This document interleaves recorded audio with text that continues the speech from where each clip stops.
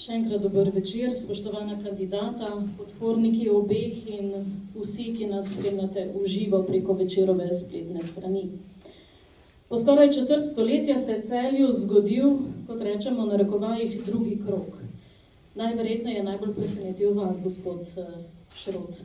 Po izidu ste dejali, da je do tega prišlo zaradi nizke volilne udeležbe in ker se je za županski stolček potegovalo veliko kandidatov. A običajno imate nekje toliko nasprotnikov, včasih še kakšnega več, pa tudi volilna udeležba je bila v letih 2000 oziroma 2018-2014 še nižja kot tokrat. Kako potem komentirate tale vaš drugi krog? Drugi krog. Ja, dobro večer vsem zbranim. Ne poznam nobenega župana na svetu, ki bi bil pa všeč čisto vsem občankam in občanom. To bi bilo tudi nekaj nenormalnega, mogoče kje v Južni Koreji ali pa še kakšni manj demokratični državi. Tako da jaz se vedno na volitve podajam z veseljem, ker je to čas, ko se lahko prediskutirajo občinski problemi, se delajo načrti za prihodnost, sploh če je vsebinska, če je volilna kampanja vsebinska. Je pa seveda odvisno od tega, ker smo vendarle iz različnih političnih strank, kako se ti glasovi razdelijo. Letos je v volilni tekmi bilo tudi Gibanje Svoboda. Se leta 2018 pa SMC najbrž, ne? Ne, 2014 do 2018 je že SMC praktično ugašal. 2014 je to bilo. In seveda, volilni glasovi se razdelijo, jaz se ne sledim s tem, da me vsi občani in občanke podpirajo, kot sem že rekel, bil sem že od vsega začetka, ne samo jaz, ampak celotna moja ekipa pripravljena tudi na drugi krog, zdaj ga imamo. In kampanja gre naprej, jaz imam še veliko energije, povedal sem, kaj so načrti za prihodnost, kaj jaz vidim kot problem v mestu. Še bomo prišli do tega, tako, zdaj pa še vaše mnenje, zakaj vi menite, da je drugi krog v Celju tokrat po 24 letih? Lepo pozdravljeni vsi v dvorani, pa tudi preko spletnega prenosa. Ja, za nas v bistvu drugi krog tokrat ni presenečenje. Jaz že, ko sem se odločil za to kandidaturo sredi poletja, sem rekel, da gremo v to zgodbo maksimalno resno in s ciljem seveda zmagati. Na tak način smo v kampanji pristopili tako v mojem štabu, kot pa tudi v ekipah drugih županskih kandidatov v prvem krogu. In mislim, da je kampanja, ki je bila kakovostna, intenzivna, v prvem krogu pokazala z rezultati, da je Celje oziroma Celjani, da so zreli in pripravljeni na spremembe, kar ni nič posebej presenetljivega. Po 24 letih do takega stanja verjetno bi prišlo praktično kjerkoli. Mislim pa da, zdaj v drugem krogu, ko imamo nekoliko več časa tudi za pogovore o vsebinah, o vizijah, konec koncev tudi, da se predstaviva kandidata osebno kot človeka, bo šlo dejansko za to, da se odločamo o tem, ali je v Celju čas za neke nove perspektive, drugačne vizije in splošno pomladitev z neko vitalno energijo, ali pa nadaljujemo po starem vzorcu načina delovanja, ki smo ga že kar dobro navajeni. Boste dobili pod vprašanje ravno na to temo, malo je narodno, ko se tole deliva. Kakšna so pa pravila, so možne kakšne replike? Bodo, ja, ampak najbrž na tole uvodno še ne, ali pač že imate kaj, boste še, samo še tale del, ki se navezuje na prvo vprašanje, se pravi, zakaj ste se vi odločili za kandidaturo? Mogoče bo to še bolj jedrnat opis tega stanja. Ker najbrž vas je do sedaj kaj motilo, ali pa da vidite kakšen drug razvoj? Ja, jaz sem v Celju, že praktično od konca svojega študija zelo aktiven, predvsem na področju kulture, kjer imamo Zavod Hiša kulture Celje kot arhitekt. kot občinski svetnik v 2 mandatih sem res človek, ki zelo rad prispeva v svojem okolju in se maksimalno angažira za premikanje stvari v smer, za katero se mi zdi, da je to najbolje. Rad se pogovarjam z ljudmi, rad sodelujem in v tem momentu sem po izteku svoje svetniške funkcije, za katero sem že ob izvolitvi leta 2014 sem se odločil, da pač lahko največ k temu mestu prispevam ravno z kandidaturo za župana. K temu seveda nisem prišel popolnoma sam, ampak so me k temu povabili ljudje, ki jih cenim, spoštujem in ki so mi pomagali to kampanjo pripeljati tudi do te točke. Ampak kaj je najbolj potrebno spremeniti? Po mojem mnenju je potrebna predvsem neka ciljna vizija za določena področja, ki so v Celju stagnirajo. Na prvem mestu je to problematika mlajše generacije, ki v mestu več ne vidi toliko potencijala in se od tu odseljuje, tu ne ustvarja. Na drugem je vzporedna zadeva gospodarstva. Trenutno smo po kazalnikih tudi povprečne plače, recimo nekje na repu oziroma bistveno v spodnji polovici med slovenskimi mestnimi občinami. Ja, poskušam. To so ključne zadeve, to pomeni nek pogon gospodarstva tudi z višjo dodano vrednostjo, z boljšimi plačami in pa seveda trajnostni energetski prehod, ki se nam zdi v tem momentu, glede na siceršnjo splošno družbeno politično situacijo v svetu, pomembna stvar, ki jo mora mesto nasloviti na visoko strokovnem nivoju, hkrati z sprejemom ustreznih prostorskih podlag za tak projekt. To bo malo težko, ja. Gospod Šrot, kaj pa vi komentirate, kako vi to komentirate, njegov pogled? In tudi z vaše strani en enostaven odgovor, zakaj še kandidirate vedno znova, ali je to mogoče že navada, čast, ali pa vas kdo mogoče k temu nagovori in če vas imajo kaj od tega potem? No, jaz sem hotel še nekaj dodati v začetku, ko ste rekli, da vprašanje je, kakšen bi bil izid prvega kroga, če bi tudi Matija Kovač povedal, da je v bistvu kandidat Levice, ne pa neodvisni svetnik. Lahko samo najprej na to naše vprašanje. Ja, že replike, ampak ne vem, je to toliko pomembno, katere vrste svetnik je bil? Ne samo katere vrste svetnik je bil. Verjetno je mnogo tukaj visokih videlo tudi filmček iz parka posnet z gospodom Kodežem, ker ste rekla, pa vsak na svoj način vodila kampanjo. Je šele zdaj razumem, na kak način. Se poslušam tudi v glase po radiju v neodvisnem kandidatu. Jaz mislim, da je iskrenost... Bomo to pustili za konec, ko imamo analizo tega, kakšna je bila tudi kampanja. Mene zanima ta res vaš pogled, zakaj ste v bistvu se vi odločili, da kandidirate. Vsako leto znova se morate odločiti, oziroma vsako leto, vsake 4 leta, vsake volitve znova se odločite, zakaj. In me zanima, osebno, kaj še vidite kot nek izziv, ali je to tudi mogoče, kot je včasih slišati, da vas drugi toliko nagovarjajo in včasih potem tudi, da si kaj od tega obetajo? Ne, dejstvo je, da je Celje danes leta 2022 popolnoma drugačno, kot je bilo takrat, ko sem začel svoje županovanje. Ves ta čas so se dogajale mnoge spremembe. Vedno opozarjam in tudi zdaj v tej kampanji, da ni nujno, da so vse spremembe na boljše. Sprememba cen energetike je poslabšala naše življenje. Ja, pa če ostanemo pri vaših zadevah, pri lokalnih zadevah. Govoril, če me pustite govoriti, potem bom povedal. Po vseh statističnih podatkih je danes Celje tam, kjer nikoli ni bilo, je na 3. mestu, kar je zgodovinski dosežek po količniku razvitosti, ki ima 11 različnih parametrov.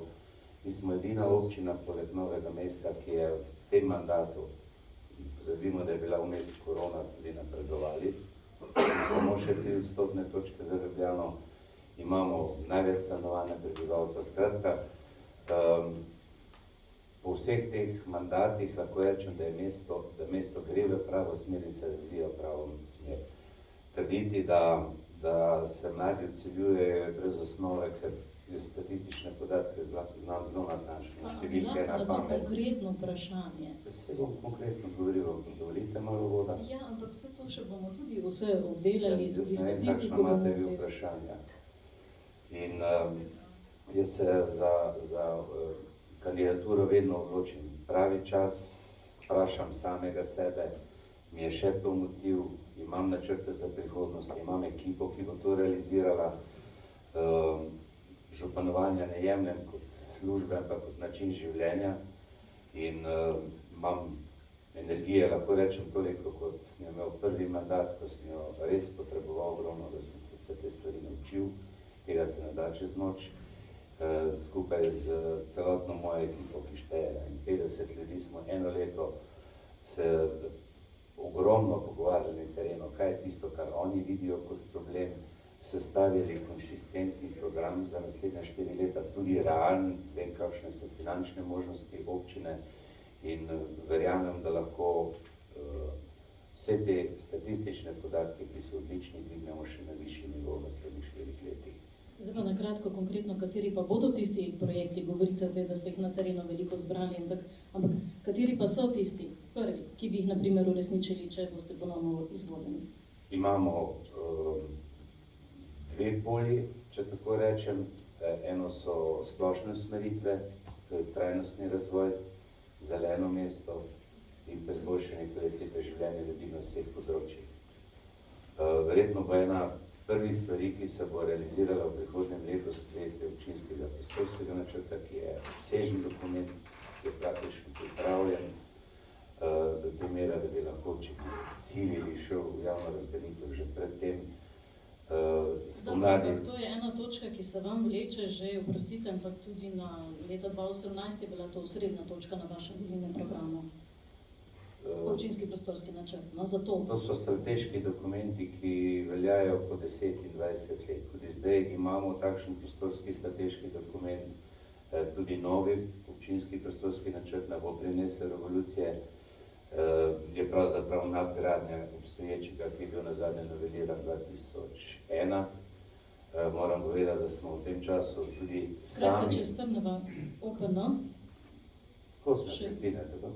oprostite, gospod Šrot, ampak želela bi, da imamo kar nekaj vprašanj in če bomo predolgi na vsakega, ne bomo zvozili, pa verjamem, da ste tudi vidva že utrujena, glede na to, da imate že 2 soočenja danes za sabo, kolikor sem slišala. Olajšati vam počem delo. Pa zdaj smo prišli v formu, meni to ni muka razložiti, tako da, če mi boste dovolili, bom razložil, če ne pa... Skratka, dajte mi po alinejah to, kaj vse v tem novem mandatu, torej smo rekli OPN, naprimer, pri tem smo zdaj ostali, še kaj takšnega? Spomladi nov vrtec na Škapinovi, ki se mislim, da te dni že ruši.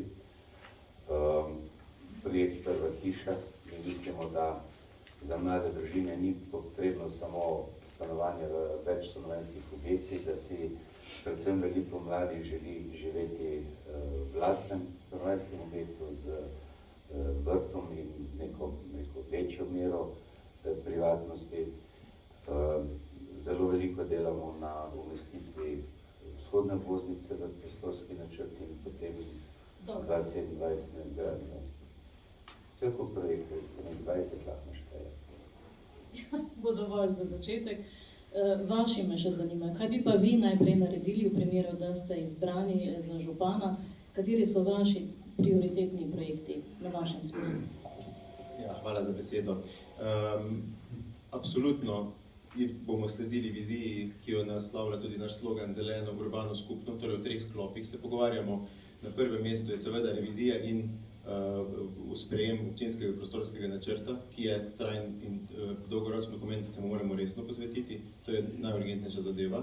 Potem pa so prvi sklop seveda stanovanjska politika in moramo preplesti urbanizem in načrtovanje stanovanj tudi v prihodnosti, se dobro povezati z državnim stanovanjskim skladom in izvesti nekaj investicij na področju širšega centra mesta, kjer imamo težave trenutno s številom prebivalcev in pač je velik potencial za kakovost bivanja. Tukaj gre tudi za bivanje dostopno starejšim, za specifična stanovanja za mlade in obnovo našega stavbnega fonda, ki je v mestu v dokaj slabem stanju. Drugi sklop je energetika, najprej študija situacije, pregled stanja. Vemo, da imamo trenutno situacije z prevladujočim energentom v gospodinstvih plinom, to pomeni, moramo se potruditi poceniti stroške dobave energije za občane na dolgi rok z eno strategijo, ki bo verjetno nadgrajevala sistem daljinskega ogrevanja, naše toplarne, razmislek o mogoče nekih točkovnih podpostajah v obliki toplotnih črpalk z geotermalno energijo, solarizacijo mesta.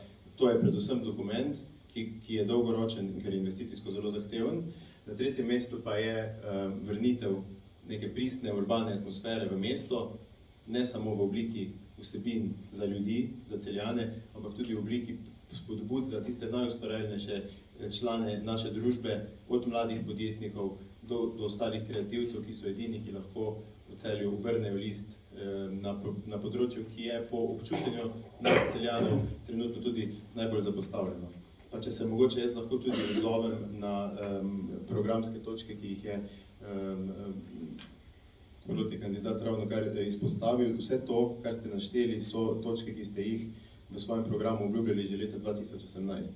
In se mi zdi, da so to projekti, ki jih podpiramo večinoma. Vse sem tudi kot mestni svetnik jih podpiral, ampak stojijo predolgo. Vrtec na Škapinovi, projekt Mlada hiša, vse to, Nova Šmartinskega jezera, Viseči most, o teh projektih se pogovarjamo, pa zdaj že v nekaterih bo šlo v 3. mandat.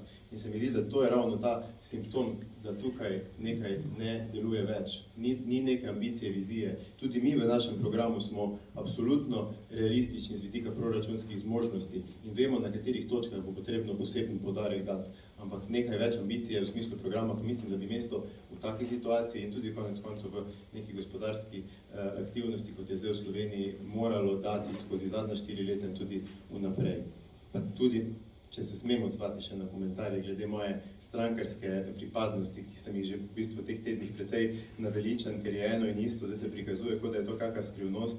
Jaz sem član stranke Levica, kar je znano, če ne bi želel biti, bi iz te stranke izstopil, sem pa povedal, da sem se odločil za neodvisno kandidaturo, ravno zaradi tega, ker v moji ekipi sodelujejo ljudje, ki so zelo različnih nazorov in tudi moj signal kot bodočega župana mesta ljudem je, da bomo delovali maksimalno povezovalno, vključujoče in da strankarska pripadnost tu ne igra velike vloge. Lokalna politika prihodnosti je zelo daleč od tega, kar si danes stranke predstavljajo oziroma na kakšen način delujejo, ampak morajo biti nad tem in predvsem v stiku z ljudmi na terenu. In to smo v tej kampanji pokazali, si zgradili zaupanje več kot 5000 volivcev, konec koncev v prvem krogu, in se mi zdi, da zdaj tik pred volitvami odpiramo to kot neko kot neke senzacije. To, kar počnete, nekorektno, lejte, mene ste skozi prekinjali, ne? Ja, sem ne govoril. No, evo bom zaključil. Volilna kampanja, če pripravite soočenje, mora biti objektivna, ne pristranska. Gospod župan, hvala lepa, se držimo, se poskušamo držati tega, da ni treba zdaj se že takoj razburjati. Tudi vi ste kar nekaj časa govorili. Se pa upravičujemo, imamo malo težave s tehniko in ne morem vam osebno toliko skakati v besedo, kar mi je žal, iskreno. Skratka. Obljubim, da bomo pazili, ampak tudi glede na minutažo, ki se je proti kandidat prej privoščil, se mi zdi, da je bilo tole... Ste si vi malo tudi sami izmerili, ne bomo imeli... Zamenjajmo tehniko, ne, pa bomo videli, kako bo pa. Jaz sem samo na vas repliciral, tako da ni drugo. Ne, vi ste, jaz pa na vas nisem mogel, ne. Dobro, kandidata, se boste sedaj razgrela v Viseče mostu raje. In sicer ne bomo sedaj spet razpredali, zakaj most ja, zakaj most ne, to smo že.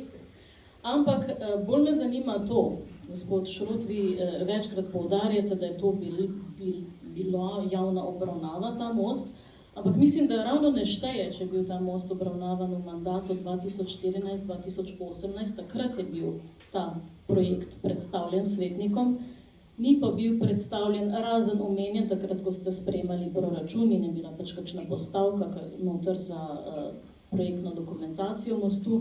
Sicer javne obravnave ni bilo. Vse, kar je bilo tisto, kar je organizirala stranka SDS, kolikor se spomnimo lani, kaj ne? Druga ne. Zakaj? Se vam zdi, da to ni potrebno imeti javne obravnave v takšnem mostu?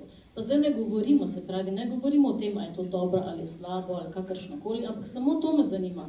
Zakaj se vam zdi da ni potrebna javna obravnava za takšno stvar. Jaz ne vem, kakšno javno obravnavo si vi predstavljate, ampak ta moja... To, da bi lahko mogoče predstavili občanom, da bi tudi občani lahko kaj povedali, kakšno mnenje takšno Mislim, da obravnavo. 2 takšne predstavitve. Katere mislite to? Ena je bila v Celjskem domu, zelo dobro obiskana. To je bila stranka SDS, ki ni bila javno objavljena. To je tisto, kar so vedeli člani stranke SDS. Tam je bila zelo različna publika, sem bil na tej Mogoče samo, kako ste vi izvedeli za to? Vi ste bili tam. Ne, samo tole prosim, da bi res razčistili.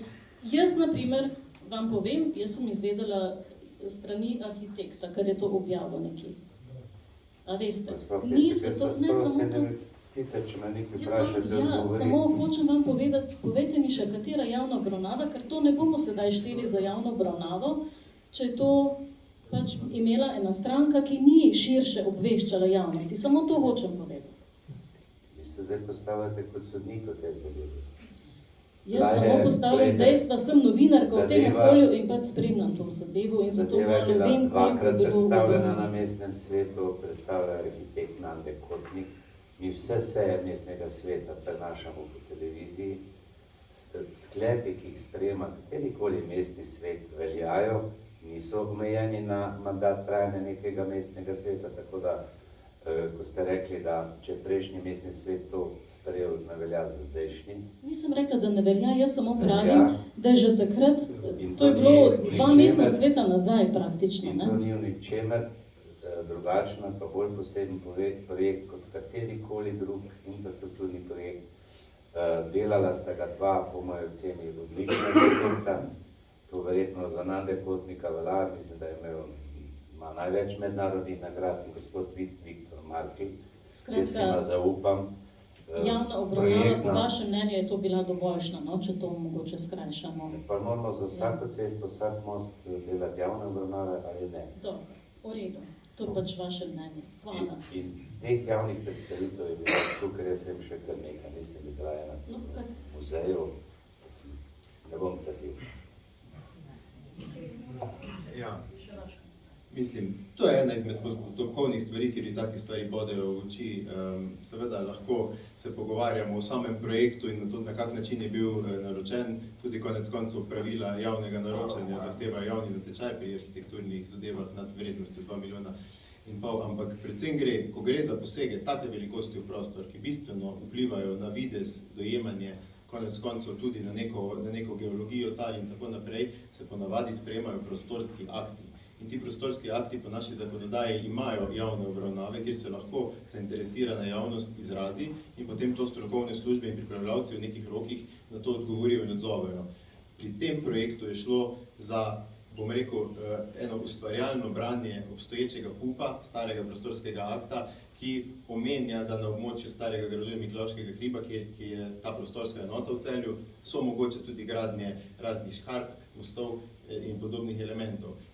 To je sprejela z obvezno razlago zgolj statutarna komisija in s tem omogočila v bistvu izdajo gradbenega dovoljenja. V primeru, da bi se šlo to regularno za tak velik objekt sprejemati prostorski akt, bi ta obravnava tudi bila in zagotovo bi na njo iz več strani pripombe prihajale. V tem projektu smo govorili 3 leta, pa ni bil niti v dolgoročnih razvojnih dokumentih, kot je načrt razvojnega programa, kratkoročnih, kot je načrt razvojnih programov proračuna zaveden. To pomeni, mi smo naročali projekt, brez da bi mestni svet ga umestil kot neko upravičeno proračunsko postavko. Tako da tu, kar se tiče sprejemanja, jaz mislim, da je absolutno bil netransparenten, sicer pa mislim, da je to danes precej brezpredmetno vprašanje, ker je že zadeva tako daleč zapeljana in se treba pogovarjati predvsem, kaj bomo s tem projektom naredili v resnici v prihodnosti, če bo to vaše vprašanje. Ne bo to naslednje vprašanje. Zdaj, ali je bil projekt pravilno umeščen v prostorske akte, odloča upravna enota, ki je izdala gradbeno dovoljenje. Tudi vsi soglasodajalci so dali pozitivno mnenje, vključno Zavodom za varstvo kulturne dediščine. Se pa čisto razumem, da pa projekt vsem ni všeč, sicer tistim, ki ni všeč, mi tudi v glavnem ne povedo tega, pa zakaj mi ni všeč, ampak mesto težko. Se ne bi zdaj v tem, ali nam je všeč, ali nam ni všeč. Mesto Kakorkoli težko obrnete kakšno stvar atrakcija pa narediš, da je. je čisto vsem všeč, veste. Mene je bilo samo to, a je to dovolj, da je pač tako veliko objekt brez javne obravnave, samo to sem hotela pač izvedeti od vaju in sta povedala vsak svoje mnenje. To ni velik projekt, mi smo Videz bo velik najbrž, ne? Veduto bo spremenjal. Ničemer ne bo spremenil. Veduta starega gradu bo popolnoma enaka Savinjskega nabrežja, ki se ne bo videl. Si pa verjetno narobe predstavljate, da bo most Očitno res, kako mislite, da se ne bo videl?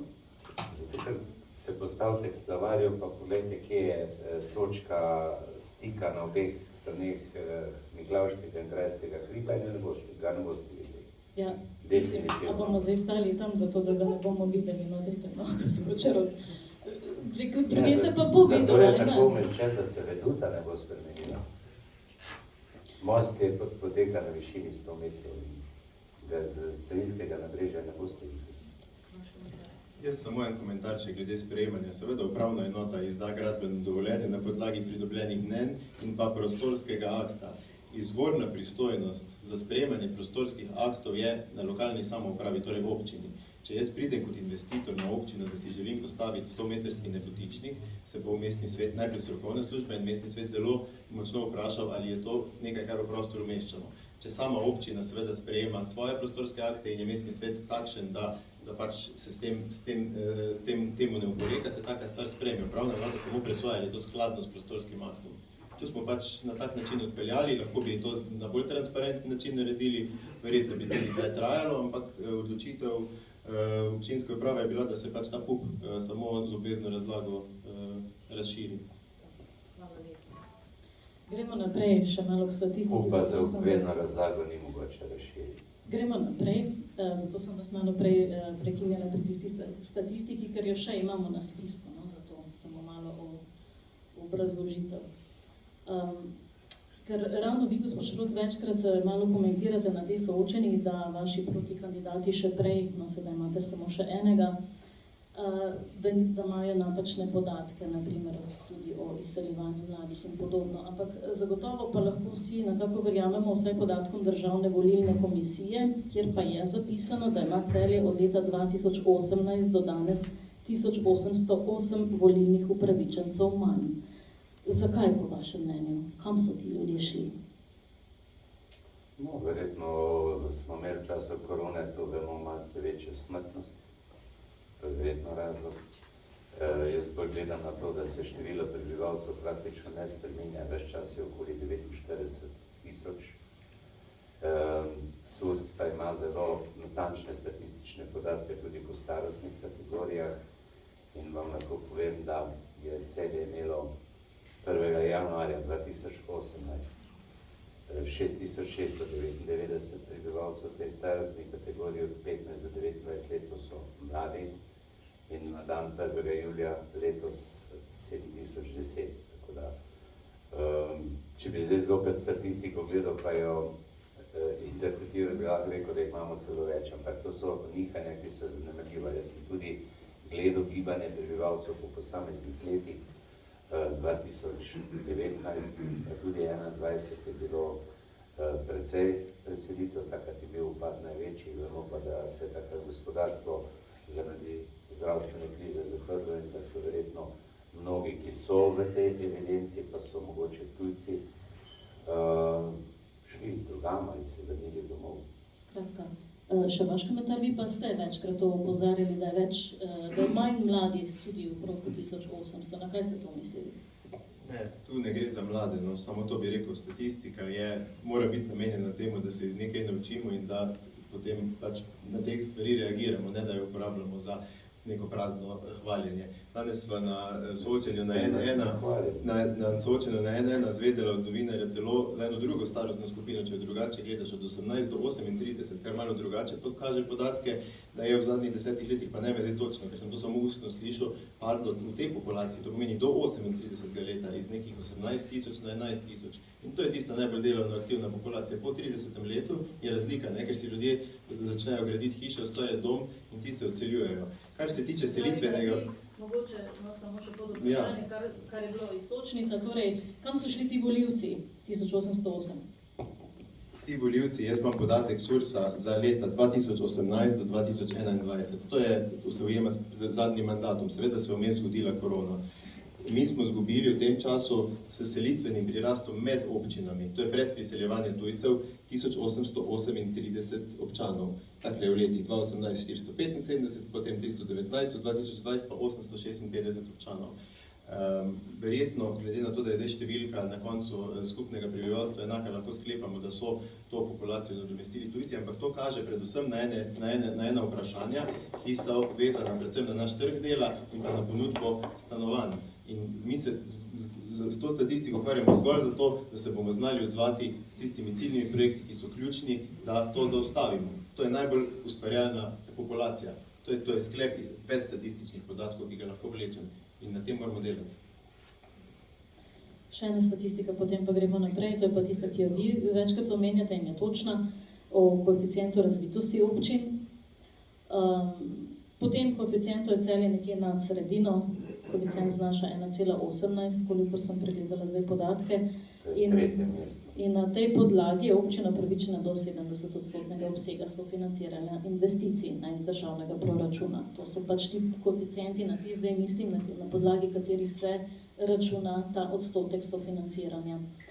Ampak je pa vseeno ta koeficient bil leta 2013-2014 že celo višji, sicer malo višji za 1,19, to mi se padlo na 1,15. Skratka, ni pa videti zelo velikega preskoka tega koeficienta, ki kaže razvitost občin. No, po koeficientu razvitosti smo mi na 3. mestu. Prvo je Novo mesto z 1,26, potem Ljubljana 1,21. Ne, rekli ste, da smo nekje na sredini. Jaz gledam, glede na to, koliko smo potem upravičeni do sofinanciranja, ne? Se pravi od 60, 70 do 100. Če bi bili zelo, zelo razviti, bi imeli samo 60, ne? Odstotni delež Vse mestne financiranja. občine so v tem mandatu 2018 do 2022 padle, razen Celje in Novo mesto, pa mislim, da Krško za 1%, ki je zdaj vmes postala mestna občina, tako da tudi to kaže, koeficient razvitosti se meri z mnogo različnimi faktorji, mislim, da jih je 11, od gospodarske aktivnosti, delo aktivnega prebivalstva, dostopnost do komunalnih storitev, stanovanj, mimogrede, mi imamo 435 stanovanj na 1000 prebivalcev, kar je 25 več od slovenskega povprečja in tudi več kot v Savinjski regiji. In to je tisti podatek, ki kaže, da je stanje na številnih področjih, vseh 11 področjih dobro, mi še nikoli nismo bili tako visoko, še nikoli, vedno smo se vrčili tam nekje na 7., 8. mesto, mi smo prehiteli tako Kranj. Bili ste že malo više, ne, po teh podatkih, ki sem jih jaz omenila, no, to hočem povedati. Mesta, če štejemo, mi smo Ja, ampak za gledamo Kranjem, sedaj za Celje, Koprom, gledamo sedaj Celje. Če primerjamo. Ne primerjamo Celje po različnih letih, gospod Šrot, to sem prej Ja, ampak se vprašala. meri ne samo naš koeficient razvitosti, to je povprečje, pa se izračuna, koliko smo pa nad povprečjem. Drži? Dobro. Še vaš komentar? Ja, moj komentar je tu, da sem vesel, da smo na tem področju uspešni in to kaže tudi, kar moramo iskreno povedati, na dobro delo v preteklih obdobjih, ker je to skupek več kazalnikov. Mi imamo dobro urejeno komunalno infrastrukturo, seveda so tu še izzivi, ampak v splošnem smo razviti, imamo šole in tako naprej, to, kar ste našteli, ne. Tako da jaz se, kar se tega podatka niti nimam posebnega odnosa do njega, ker kot pravite, ja, vpliva tudi na delež sofinanciranja potem projektov. Ukvarjati se moramo s tistim, kar je izziv kratkoročno in biti hitri, ker, kot kaže zadnje obdobje, smo zaspali in nas čas tukaj prehiteva. Mi smo v obdobju, ko se je gradilo, ko se je investiralo povsod, imeli izdanih 3-krat manj povprečno gradbenih dovoljenj na 1000 prebivalcev, kot so imele to uspešne občine, Slovenj Gradec, Novo mesto in tako naprej. In teh zamud si več ne smemo privoščiti, ne? To so tiste stvari. No, ampak Dobro, tole se vas hotel malo prekiniti, ker ravno to ste že tudi na zadnjih soočenjih tudi izpostavili, zato zdaj mogoče ne bi o tem toliko več posebej. Poskušali bomo danes Ta najti še podatek nič kakšne. ne pove, to je... Tudi to ste vi že takrat pojasnili. Ja, zakaj se bo potem dan s to soočamo, če smo Ne, ne, vse ne, ne, pojasnili? ne, Za vsako- samo ta, za Vsako, gledajte, kaj reče, to ste že pojasnili. se upravičujem, ampak hotela sem ga Oprostite, samo, ampak na takem samo- soočenju še nisem bil, res ne, pa sem že dolgo župan, pa na velikih soočenjih. hotela sem Skozi me gospoda prekinjate. Kovača ustaviti, ko je začel znova z gradbenimi dovoljenji. Zdaj Ja. pa, če tega niste razumeli, se upravičujem. Se to Gremo že pa zdaj naprej. pol ure poteka, tako da, jaz ne vem, še rabe tu, Prazni lokali v mestnem.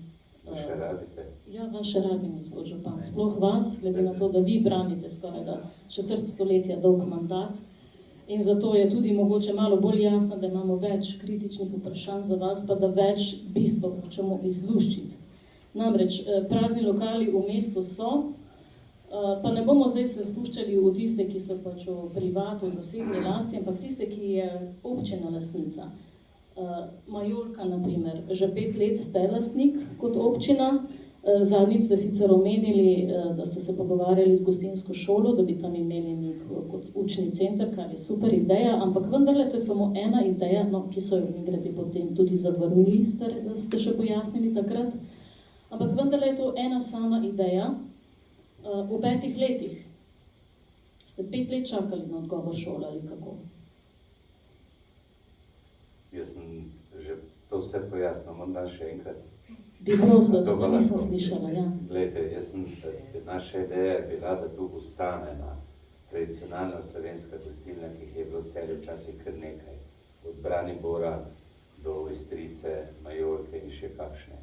Jaz sem se z ravnateljem gostinske šole pogovarjal o tem, da bi občina prenovila ta objekt in da bi šola imela tu učni center oziroma svojo gostilno, če tako rečem, podobno kot je v Novem mestu in še kje. Je ravnatelj rekel, da je ideja zanimiva, ampak da nimajo kadrovskih kapacitet, da bi to lahko realizirali. Se zato sprašujem, so še kakšne, zakaj niste še kakšne druge ideje iskali, da bi zapolnili ta objekt? To je zdaj bil namen V vprašanja. 2 letih, ko je bila koronska kriza, so se celo gostilne, ki so opremljene, urejene, zapirale. Vsi vemo, kakšni so problemi danes v gostinstvu, da preprosto gostinci ne najdejo kadra in da čas ni bil temu naklonjen. Jaz razmišljam, da bi mogoče zdaj temu objektu dali kakšno drugo vsebino, tudi to bi bilo možno. Mi smo objekt kupili za nizko ceno, mislim, da je bil 160 000 evrov, je bila vrednost v stečaju, mislim, da je to bila dobra investicija. Smo nekaj prostorov tam zadaj na dolični strani še dokupili, tako da upam, da se bo slej ko prej našel gostinec, ki bo si želel upravljati gostinsko dejavnost v mestu. Na tem področju imamo deficit, premalo dobrih gostinskih lokalov, tudi to je tisto, kar ljudi pritegne v mesto in ne vidim razloga, zakaj ne bi tega relativno hitro realizirali. Treba je pa objekt res temeljito obnoviti, kajti že ko smo ga kupili, je bil 10 let prazen. Gospod Kovač, kaj pa bi vi naredili z Majolko in da bi to naredili kaj prej? Jaz pri takih stvareh si ne drznem biti preveč kritičen, ker vem, da proračun ni jama brez dna, malha brez dna in da stvari pač potekajo z njegovo hitrostjo. Celjski proračun je maksimalno obremenjen bil z nekimi drugimi investicijami v tem obdobju in tudi sam ne iščem rešitev na koncu, ampak mislim, da je treba iskati pri vzrokih. Zakaj v Celju lokali niso bolj polni? Zato, ker je verjetno povpraševanje ni toliko. Tako da mi moramo najprej začeti delati v mestu na strukturi uporabnikov, prebivalcev, ki bodo tu radi, ki bodo tu preživljali svoj čas, ki bodo tu tudi trošili. In tako mesto bo postalo privlačno kot regijski center, potem spet za obiskovalce od drugod, ki bodo prišli kaj dobrega pojesti in te lokale zapolnili. Seveda v situaciji, ko imamo takšen del mestnega jedra izpraznjen in nedelujoč, ne moremo pričakovati, da bomo kar čez noč to rešili. In seveda vsi ti objekti, ki so, tudi temu nisem nikoli nasprotoval, tako za Turško mačko kot Majolko v občinski lasti, bodo morali pač počakati na to vrsto. Ob resnem premisleku, ali se res išče dejavnost v smislu gostinstva ali hotelirstva ali pač kakšna druga. Jaz mislim, da v Celju en hotel bi bil dobrodošel še dodaten, ampak seveda tega občina sama ne more voditi in ustanoviti, zato je pač treba sodelovati tudi z zasebniki, s podjetniki, ki bodo tu našli interes. Občina mora biti tu servis in pomagati najti seveda nekoga, ki bo te stvari dobro počel. In v tem duhu bomo tudi to v naslednjem obdobju korak za korakom reševali. Občina je servis, jaz nimam nobenih pritožb ni odvetnikov, da smo mi slab servis. Mislim, da je celo na nekem srečnem zadnjem čas, da je rekel, da tisto, kar so v Celju uredili v enem mesecu, urejajo, ne vem, nekje na Primorskem že 3 ali 4 leta, tako da res bi rad tu pohvalil svoje sodelavke in sodelavce. Mi smo dober servis in odzivi in stvari hitro uredimo. Dobro, gremo še k enemu objektu, to pa so vam tudi malo nekateri učitelji, zakaj pa ni občina, ki tako ima predkupno pravico za določene objekte, ni izkoristila to pri Kino Metropol, če rečemo po domače, torej ta stavba znamenita, ki je ravno nasproti vaših tudi prostorov stranke. Zato, ker je bila cena preko 3 milijone evrov. Tega denarja v proračunu nismo imeli, tako da mi smo tudi s tem omejeni, kje lahko uveljavljamo predkupno pravico. Žal mi je, da nimamo predkupne pravice na prostorih, ki so v etažni lastnini. Mi smo se dolgo časa pogovarjali, ampak smo ocenili, da je cena mogoče 50% pretirana. Ampak jaz sem vesel, da lastnik dobro skrbi za objekt, je lep, ga bo namenil in ga namenja za poslovne dejavnosti. Kino Metropol je prenovljen, lastnik je kupil tudi nov projektor, tako da bo zopet kino dejavnost v njem in še različne druge dejavnosti, ki so lahko v takšnem prostoru, tako da na koncu se je izkazalo, da je dober kupec kupil ta objekt. Tam mi smo tudi že kdaj v preteklosti odstopili od predkupne pravice, kadar smo videli, da je kupec nekdo, ki ima idejo in vsebino, kot je recimo objekt nekdanje Probanke na Stanetovi, kjer je Hajdi. Tam smo uveljavljali predkupno pravico, ko smo slišali za zgodbo in kaj je tam super, to paše tja. Kupili pa smo recimo Tuško mačko, zato ker smo imeli informacije, da želi nekdo v tem nastanitvenem objektu narediti samski dom. To pa se mi zdi, da ne paše v center mesta in smo tudi prav naredili. Žal so vsi ti razpisi, ki so bili za zdaj, recimo zadnje leto, za obnovo nastanitvenih zmogljivosti, bili napisani zgolj za zasebne gospodarske družbe, tako da se občina niti ni mogla prijaviti in bo potrebno počakati na naslednjo finančno perspektivo oziroma CPN sredstva, to je mehanizem, ki je za mestne občine na voljo, ali pa se odločiti prodati objekt takšno stanje, kot je konkretnemu investitorju nekaj govori. Jaz mogoče komentarno glede stavbe Ljudske posojilnice, jaz sem tu, pač iskreno povem, subjektiven oziroma tudi osebno zelo angažiran pri tej zadevi, tako da je težko drugače komentiram kot to, da rečem, da je pač to ena pomembnejših stavbnih dediščin našega arhitekta Jožeta Toplečnika in njegove delavnice. Takrat se mi je tudi zdelo zelo, mislim, je ena pomembnejših stavb in bi se mi zdelo idealno, da bi bila v javni lasti. Mi smo v tistih letih, preden je do te prodaje prišlo, kot biro pripravili eno idejno zasnovo prenove tega objekta in si seveda zelo želeli, da bi občina pač v to zgodbo vstopila. Spet enako, jaz ne morem soditi proračunskih razmer in odločitev za tisto obdobje. Dejstvo je, da je objekt danes v zasebni lasti in kot mesto lahko največ naredimo s tem, da lastnika, ki pa je aktiven in se trudi stavbo, pri tem spodbujamo, da hiša zaživi, ampak ne smemo pri tem pozabiti, da je to ponos našega mesta in da moramo tu upoštevati tudi vse najvišje kriterije varovanja stavbne dediščine in tudi atmosfere, ki jo mora v mestu dati. Bom to zaključil. Moj znak, ne? Ja, vidim, da smo se že upeljali. Mogoče, če lahko dodam, smo pokupili recimo eno drugo zgradbo, ki je tudi pomemben spomenik kulturne dediščine, pa spomina tega mesta, to je recimo Pelikanova hiša, kjer odlično urejate. Ja, sem se ogromno pogovarjal z lastniki, ki so bili zelo korektni in se mi zdi pa to tudi super. Mesto je veliko takih objektov, ki so pomembni za Bil je pa še eden zelo lep objekt, ki je žal pogorel ravno, ko ste vi zmagali pred 8 leti na volitvah, Rakušev mlin. Tam pa še ničesar ni. Zakaj ne? Kaj se pa tam čaka? Oziroma, kakšni so sploh tam ideje, predlogi? Mi smo dolgo časa razmišljali, že ko je objekt stal, smo naredili projekt, kako bi ta objekt, ki je bil industrijsko skladišče, pravzaprav prenovili v stanovanjski objekt. Mi smo tudi videli nekaj podobnih praks, mislim, da je bil tak objekt na Poljskem. Potem smo razmišljali na tej lokaciji zgradili poslovno-stanovanjski objekt in da bi naredili vsaj repliko te vzhodne, južne in severne fasade. Kaj dati v pritličje? Boljše bi bilo, da trgovina Lidl, ki je tam zraven, bi bolj sodila v en tak pritlični objekt, ampak oni se s tem ne strinjajo, ker pravijo, delajo tipske objekte.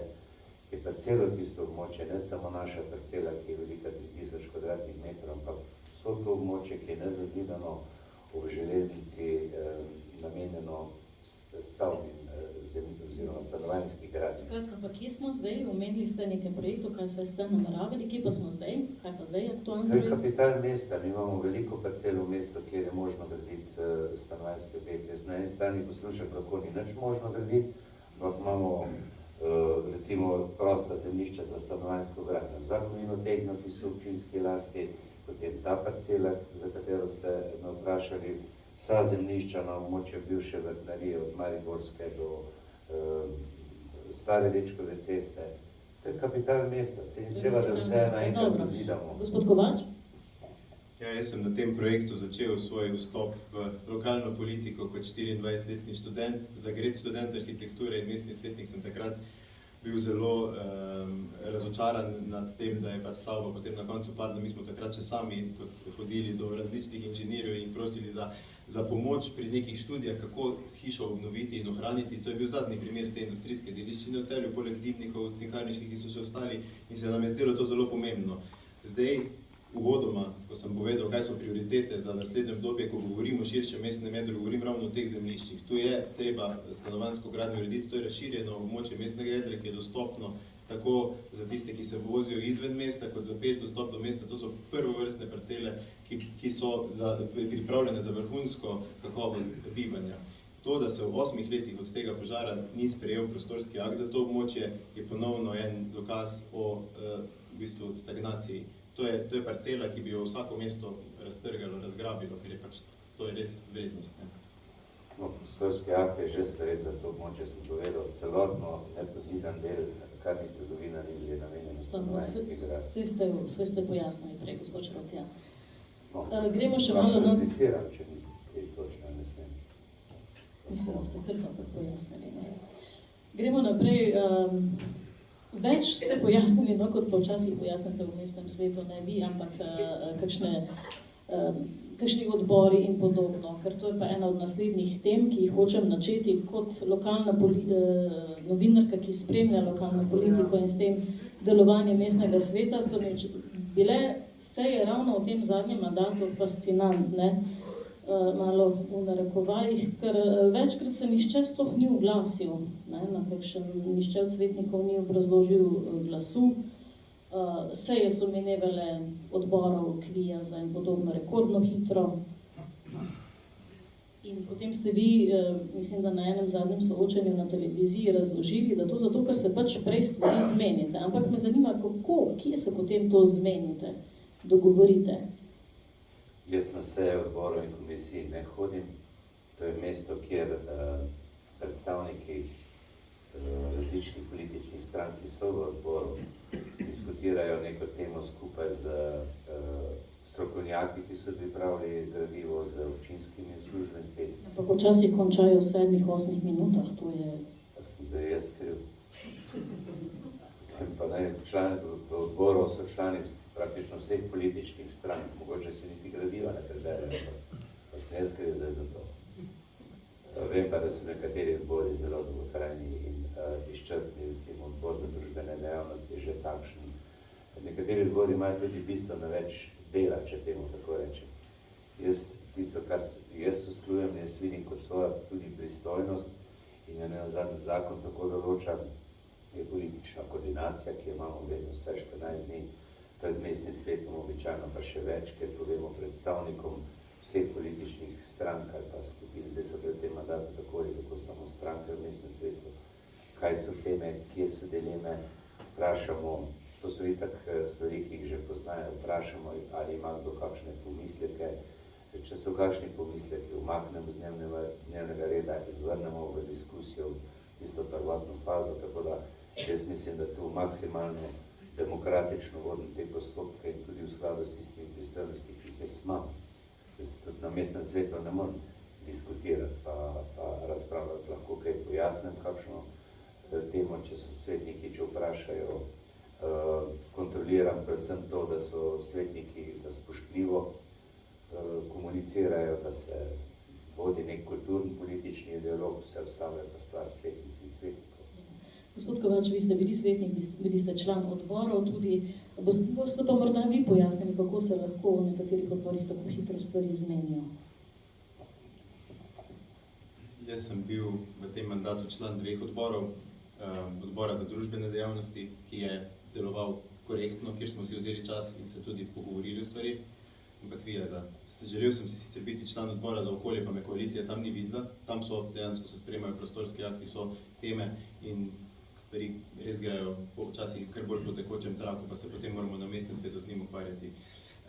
Moje videnje absolutno zadnjih 2 mandatov mestnega sveta, predvsem pa zadnjega, je, da je to dokaj mrtvo politično telo. To pomeni, da si ne vzame svoje avtonomije odločanja, ampak to je verjetno posledica tako dolgotrajnega županovanja in tega, da se pač ljudje že po inerciji odločajo o zadevah, se več o njih ne poglobijo, o njih ne preizprašujejo in pač enostavno pritiskajo na tisti gumb. Ni v vseh mestnih svetih tako. In jaz mislim, da je cilj naslednjega mandata absolutno avtonomijo mestnemu svetu vrniti, da bo to živahen organ, ki se bo pogovarjal o razvojnih izzivih mesta in odločal na podlagi lastnih mnenj. In zato se mi tudi zdi dobro, da je županska funkcija na nek način ločena od mestnega sveta in da ni to neke popolne kontrole. Jaz mislim, da tu ne moramo enačiti vlade in parlamenta, je ureditev lokalne samouprave drugačna in da so angažirani politični predstavniki ravno tako pomembni kot angažirani občani. Zadovoljni občani so tisti, ki prispevajo in ki se jim tudi potem njihov prispevek vrača v obliki pač pozitivnih izvedenih pobud. V tem mestnem svetu je pobud zelo malo, predvsem tisti, ki se ponavadi nismo strinjali z odločitvami, smo bili pridni pri pobudah, velika večina pač na tem področju ni delovala. Seveda pa je politična kultura v Celju, kot ste tudi sami večkrat omenili, na visokem nivoju in kulturnem in večino stvari, ki niso problematične, tudi soglasno sprejemamo. Jaz mislim, da tudi v prihodnjem mandatu na tak način moramo računati. Je pa bistveno, da takrat, ko stvari niso v redu, oziroma ko so vredne razprave, da mestni svet to nalogo upravi. Zdaj pa kar vse takole šlo in nedavno nazaj smo imeli en primer enega prostorskega akta, kjer je dejansko mestni svet potem z dopisno sejo ga moral razveljaviti. Ravno to sem hotela sedaj omeniti, pa ste že vi. Ta gradnja pri osnovni šoli Frana Roša v Novi Vasi, tam ste vi bili kar na zadnji seji, mislim, da sta se 2 svetnika oglasila in to je bilo že skoraj da rekordno. Ampak vi ste rekli, gospod Žro, da tam je zasebni interes, ampak vi ste videli zasebni interes teh ljudi, ki se tam bunijo, ki so proti tej gradnji. Še vedno tako mislite? Ne, tam so 3 parcele in sicer 2 zasebne, 1 občinska.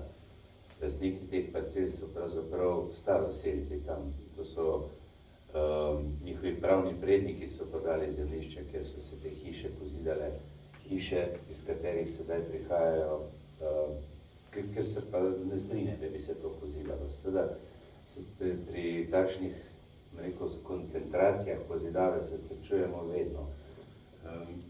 Ko si nekdo hišo postavi, si ne želi soseda, oziroma bi ga naučil dlje. Ampak šole je tam zraven, pa to dvorišče, ne? Mislim, da ni... Na področje šole ta prostorski akt ničemu ne posega, ker je meja ceste, bi se tudi za obstoječe prebivalce boljše uredilo prometno, da se, pa ne nazadnje tudi za vozila komunalnih služb, da se lahko sploh kje obrnejo, zdaj je tam cesta zelo ozka. Kaj pa, če bodo občani vztrajali pri referendumu? Ne, gledajte, mi smo, ta prostorski akt mislim, da je bil 5 let v postopku. Tu nekje. Srečevali smo se v tej fazi sprejemanja postopka, v samem postopku z mnogimi tudi zavajajočimi dejstvi. Govorilo se je, da se bo posegalo v tisti gostiček, ki je pri šoli, čeprav tega ni bilo nikoli predvidenega. Pa ne vem, kar vse še ne. Jaz sem potem, ko je mestni svet sprejel ta odlok, presodil in predlagal, da se razveljavi, ker se mi ni zdelo korektno do tega mestnega sveta v tem mandatu, ki je delal dobro in korektno in je sprejemal dobre odločitve, da gre v zgodovino, če tako rečem, s takšno popotnico. Ne nazadnje tudi tak referendum nekaj stane.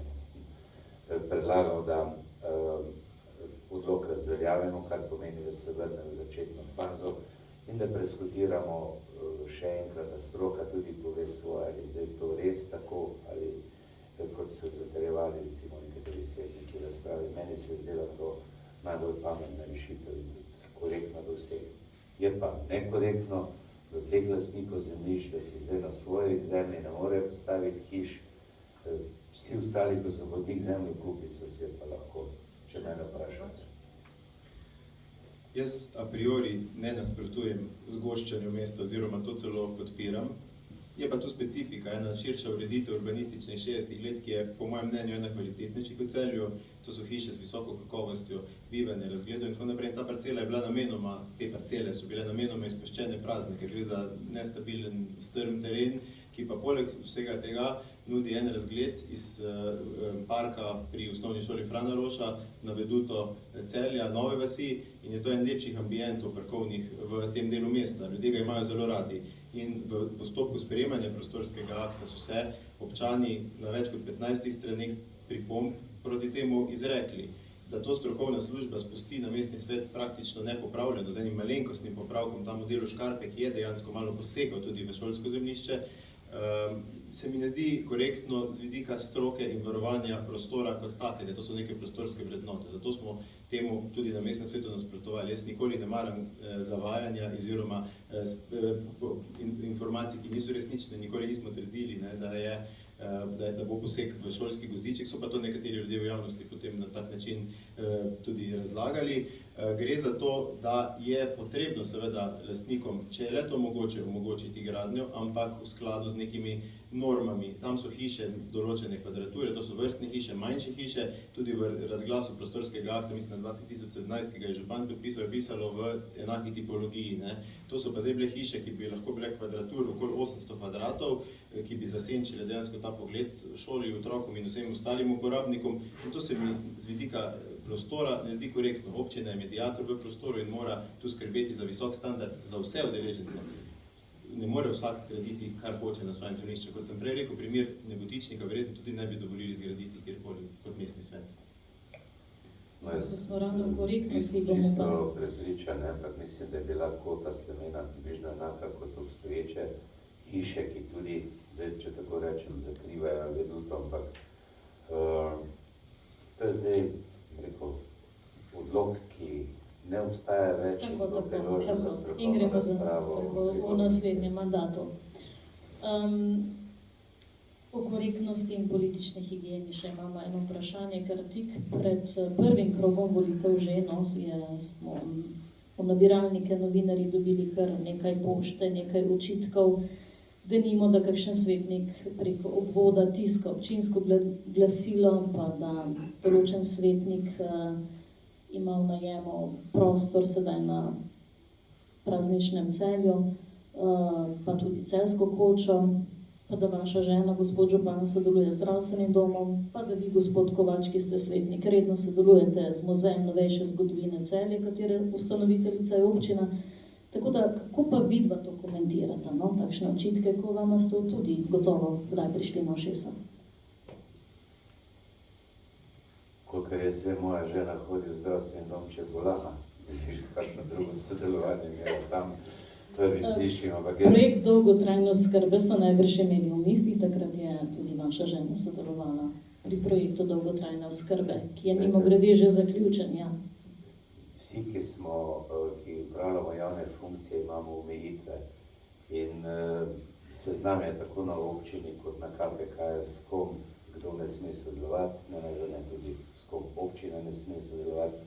Jaz trdim, da jaz v nobenem primeru nisem kršil teh omejitev in tudi moja soproga ne. Mimo grede, samo pod vprašanje se dam potem vam besedo, ampak dolgotrajna oskrba, ko sem jo ravno omenila, to je projekt, ki pa se ne sofinancira več z državnih virov, so pa določene občine, Krško, mislim, da ravno, ko ste ga tudi vi prej omenjali, ki pa to še pelje naprej, v Celju pa tega ne peljemo več. Torej, občina samo financira ta projekt še naprej. V Celju se za to niste odločili, zakaj? Projekt dolgotrajne oskrbe je bil projekt, ki ga je izvajalo veliko subjektov, ne samo zdravstvene, mislim, da je bil tudi razširjen na Koroško. Vem, da je bilo v Celju cel kup pravnih subjektov vključenih, ampak jaz neposredno pri tem nisem sodeloval. Mi smo pričakovali, ker se nazadnje smo zdaj odločali o zakonu o dolgotrajni oskrbi,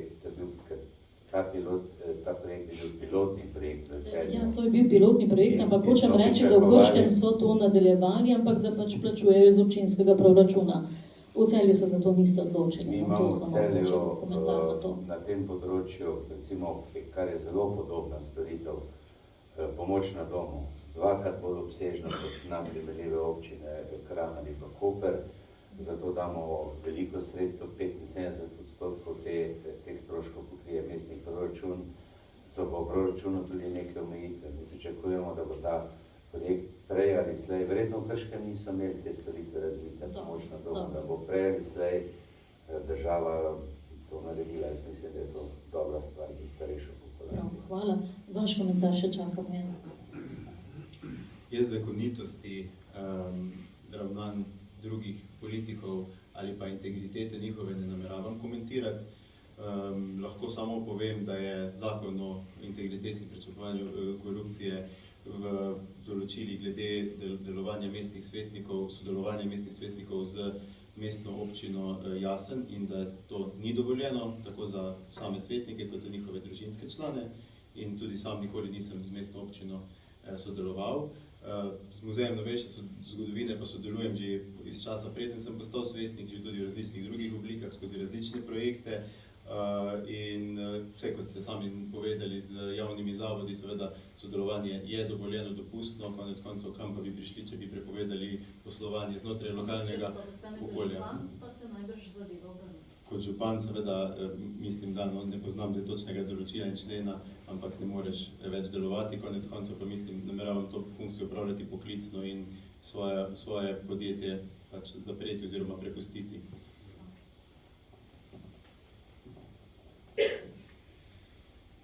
Najbrž sta že utrujena, zdaj pa res prihajamo do koncu. Rekli ste na uro. Tako, se smo tu nekje, ampak smo malo kasneje začeli. Ste pa utrujeni najbrž tudi od samega, ne samo od današnjega dneva, ampak vi, gospod Kovačman, recimo zdaj tekate, smo videli, vas so videli na plavalnem mitingu, ko pravijo, da vas še prej niso nikoli videli, ali to drži, pa vmes tudi sprašujejo, kdaj bodo videli tudi kakšen olimpijski bazen v Celju.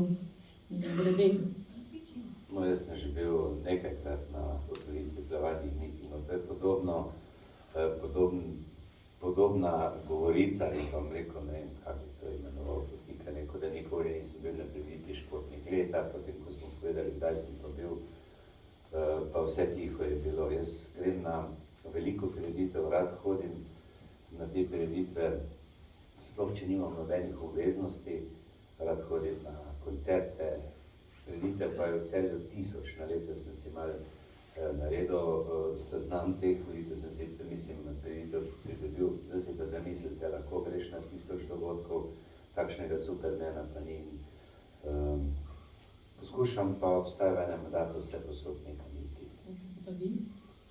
Ja, jaz sem to kampanjo zajel zares z veliko žlico. Na prvem mestu je bilo to cel mesec kolesarjanja z triciklom polnim jabolk in svinčnikov po vseh mestnih četrteh in krajevnih skupnosti, tako da je bilo tudi za telesno rekreacijo poskrbljeno. Seveda obiskujemo prireditve in dogodke, posebej zdaj v drugem krogu.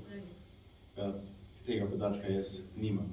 ampak vsi mislim, da jih je. Ja. Mislim, vse Celje je veliko mesto z veliko dejavnostmi. V glavnem, v teh dneh se res trudim biti prisoten tudi na področjih, ki jih še prej nisem uspel obiskati in se pogovarjati s skupinami ljudmi, ki mi še imajo kaj zanimivega povedati, predvsem pa jaz tudi njim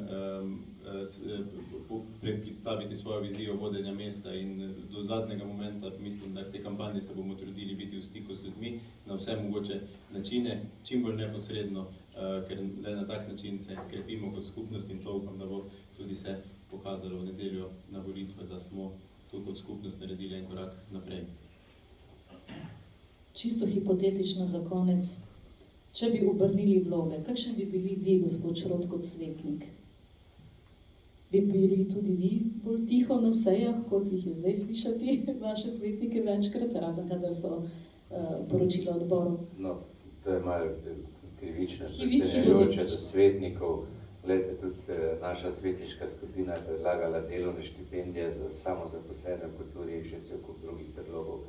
Poslovnik mestnega sveta določa, da so pobude praviloma pisne, ampak jih jaz namejujem. V Velenju vem, da je prejšnji župan praktično prepovedal dajanje ustnih pobud na mestnem svetu. Mislim, da tudi delo mestnega sveta Velenju spremljate, verjetno veste, da je temu tako. Najaviti so jih morali najaviti. Ja, Pismo so jih morali najaviti, potem pa so jih lahko nikoli predstavili. namejujem svetnikov pri razpravah, čeprav tudi tu poslovnik določa 3-5 minut replike in tako naprej. Nikoli v teh letih posebej sem kvečemo, če je to postal žaljiv. Kakšen bi pa bili vi kot svetnik, no? Jaz v tem trenutku ne razmišljam, kakšen bi bil kot svetnik. Mislim, da še ni čas za to.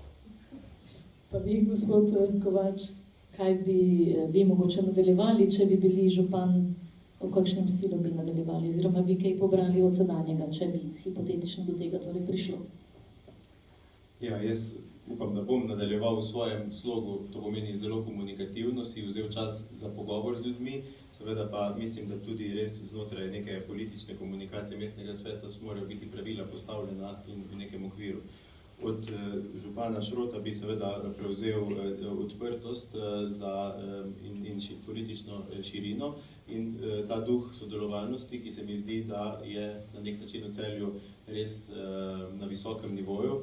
Odvzel pa bi temu enoumje oziroma to, da se ljudje niso pripravljeni izraziti svojih mnenj in bi jim to priložnost seveda vrnili. Kot sem rekel, mestni svet moramo oživiti nazaj, da bo to telo tudi zase odločalo in stalo za svojimi odločitvami. No, Res čisto za konec, gospod Šrot. Odprtost in politična širina ne moreš od nekoga prevzeti, jo imaš ali jo pa nimaš, jaz tako pravim. Čisto za Upam, da jo konec imate. še eno vprašanje za vsakega. Kaj bi znal drug o drugem lepega povedati? Katero lastnost bi izpostavil drug pri drugem? Začeli, ko imate mikrofone. Jaz mlajšega razreda prednost. Zelo cenim vašo sposobnost retorike in način komunikacije.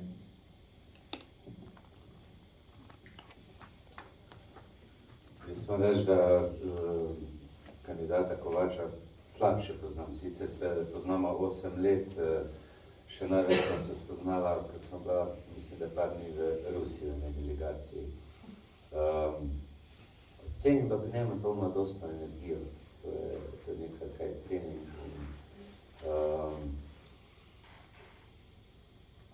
To bi bilo to. To bi bilo to tudi z naše strani.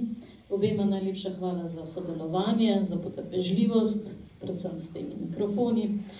Enako velja za vse vas, ki ste nas spremljali. Upam, da smo vam kaj olajšali nedeljsko izbiro. Ali vas vsaj spomnili na določene dogodke, ki so se zgodili v tem mandatu, pa se včasih malo pozabijo. Skratka, povzetek soočenja pa boste lahko prebrali tudi v četrtkovem večeru. Hvala in lahko noč.